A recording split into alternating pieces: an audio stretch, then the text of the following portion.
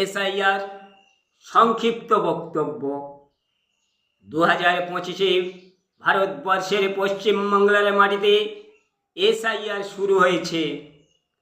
তাই বাংলার হিন্দু মুসলমানদের ভয়ের কোনো কারণ নেই। যাদের পূর্বপুরুষরাই বাংলার মাটিতে বসবাস করে গিয়েছে তাদের ছেলেপুলেরা অবশ্যই বসবাস করবে। এদের উপর হস্তক্ষেপ করার কারোর কোনো অধিকার নেই। আমি দেখেছি জ্যোতি বসুর আমলে আগত বাংলাদেশ থেকে বেশিরভাগ বাঙালিরা, তারপরে হিন্দুরা, তারপরে মুসলমানেরা এই বাংলার মাটিতে বসবাস শুরু করেছে। ফলে এখানকার হিন্দু মুসলমানদের যে একটা নিজস্ব অধিকার ছিল তা তারা ছিনিয়ে নিয়েছে।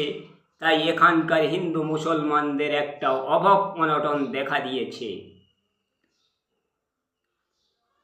যেমন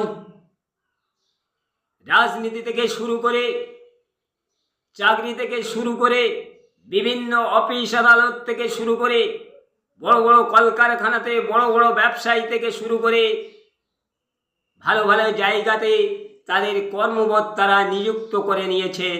তাই এখানকার হিন্দু মুসলমানরা ওই পদ থেকে পদচ্যুত হয়েছে। বলে না, আসল ফকির ভিক পায় না, নকল ফকির ভিক পেয়েছে। তারা ভিক্ষা করে খেয়ে খেয়ে তাদের দাঁড়িয়ে এত রক্ত বসে গিয়েছে। তাই তারা এখানে এসে হিন্দু মুসলমানদের একটা সাম্প্রদায়িক লড়াই লাগাতে চাচ্ছে।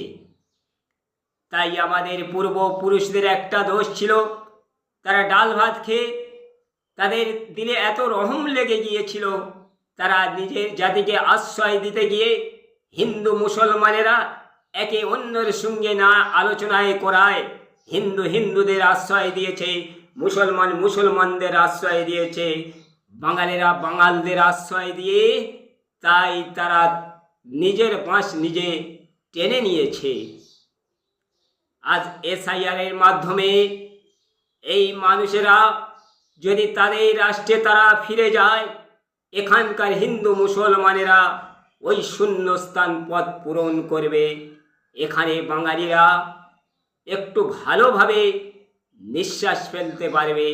শুধু বাঙালিরা নয়, ভারতবর্ষের নাগরিকরা এখানে ভালোভাবে একটু নিঃশ্বাস ফেলতে পারবে। কথাটা ঠিক না বেঠিক আপনারা কমেন্টসে লিখুন আর ভিডিওটা বেশি বেশি শেয়ার করিতে থাকুন।